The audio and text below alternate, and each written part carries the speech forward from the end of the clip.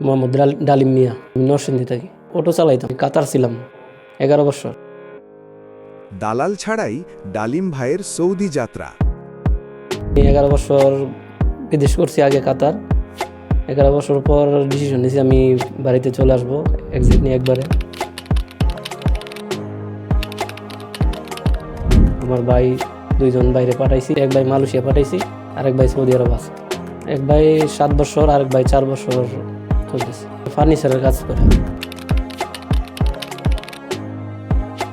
আমি বাইরে থেকে আসার পরে আমি একদম খালি, তো আমি যে অটো চালাইতাম ওইটা বিক্রি করে দিছি, আর কিছু আমার আত্মীয় স্বজনের থেকে জোগাড় করে আমি মিল করছি আর কি।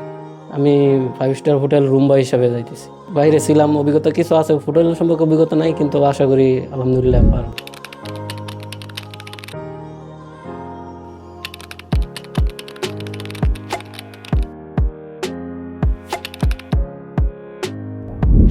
তো বেশি জটিলতা নাই, সাধারণ মাধ্যম, কোনো দালাল মাধ্যম নাই, কোনো কিছু নাই।